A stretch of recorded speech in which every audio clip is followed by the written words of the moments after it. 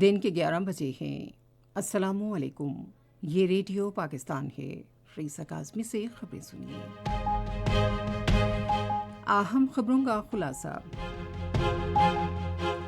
وزیر اعظم نے COP 28 کے لیے متحدہ عرب امارات کی صدارت کے لیے پاکستان کی مکمل حمایت کا اعادہ کیا ہے۔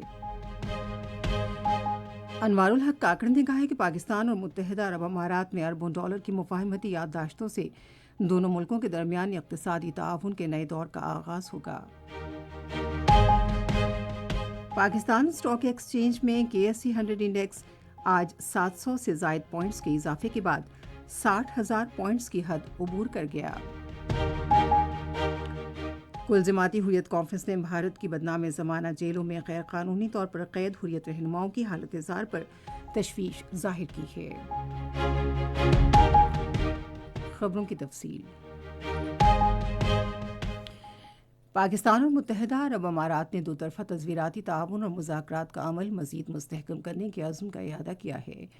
یہ عزم نگران وزیر اعظم انوار الحق کاکڑ اور متحدہ عرب امارات کے صدر شیخ محمد بن زید ال نہیان کے درمیان ابوظہبی میں ملاقات کے دوران ظاہر کیا گیا۔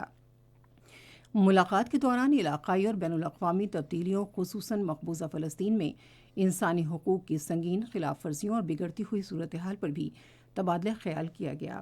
وزیر اعظم نے اقوام متحدہ اور اسلامی تعاون تنظیم کی متعلقہ قراردادوں کے مطابق مسئلہ فلسطین کے منصفانہ اور پائیدار حل کے لیے پاکستان کی حمایت کا اعادہ کیا۔ وزیر اعظم نے COP 28 کی صدارت کے لیے متحدہ عرب امارات کے لیے پاکستان کی مکمل حمایت کا بھی اعادہ کیا اور اسے اہم شعبوں میں نتیجہ خیز عالمی اقدامات کی طرف مؤثر اور بامقصد پیش رفت کا موقع قرار دیا۔ وزیر اعظم انوار الحق کاکڑ نے کہا ہے کہ پاکستان اور متحدہ عرب امارات نے ابوظہبی میں اربوں ڈالر کی مختلف مفاہمتی یادداشتوں پر دستخط کیے ہیں۔ ابوظہبی سے اپنے خصوصی ویڈیو پیغام میں انہوں نے ان معاہدوں پر دستخطوں پر دونوں ممالک کے عوام کو مبارکباد دی۔ انہوں نے کہا کہ ان معاہدوں سے اقتصادی تعاون، علاقائی استحکام اور تصویراتی تعاون کے نئے دور کا آغاز ہوگا۔ وزیر اعظم نے کہا کہ ان معاہدوں کے اقتصادی فوائد مختلف منصوبوں کی شکل میں جلد سامنے آئیں گے۔ وزیر اعظم انوار الحق کاکڑ آج 2 روزہ دورے پر کویت جائیں گے۔ دورے کے دوران وزیر اعظم کویت کے ولی عہد شیخ مشعل الجابر الصباح اور کویت کے وزیر اعظم شیخ احمد نواف الاحمد الصباح سے ملاقاتیں کریں گے۔ دورے کے دوران افرادی قوت، انفارمیشن ٹیکنالوجی، معدنیات کی تلاش، تحفظ خوراک، توانائی اور دفاع کے شعبوں میں مفاہمت کی مختلف یادداشتوں پر دستخط کیے جائیں گے۔ نگران وزیر خارجہ جلیل عباس جیلانی نے برسلز میں یورپی پارلیمنٹ کے نائب صدر اور نئی GSP+ اسکیم کی نمائندہ ہیڈی باؤٹلا سے ملاقات کی۔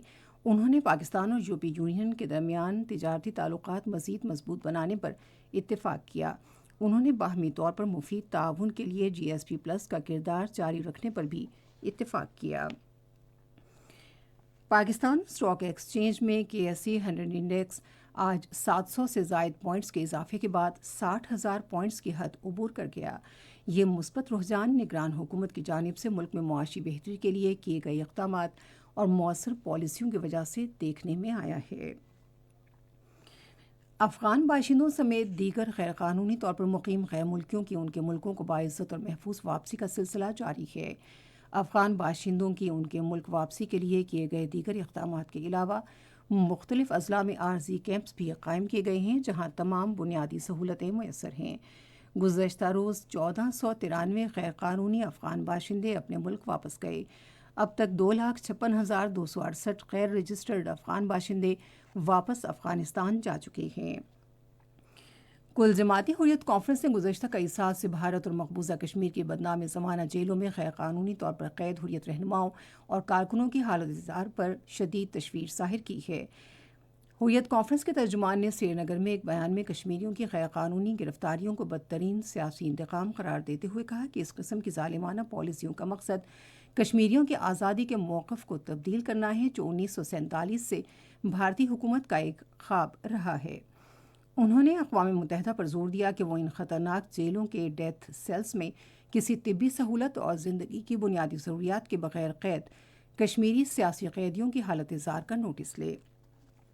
اس کے ساتھ ہی خبریں ختم ہوئی. مزید خبروں اور تجزیوں کے لیے آئیے ہماری ویب سائٹ پر radio.gov.pk اور فیس بک کے link radio Pakistan news official پر براہ راست ویڈیو اسٹریمنگ بھی ملاحظہ کیجیے.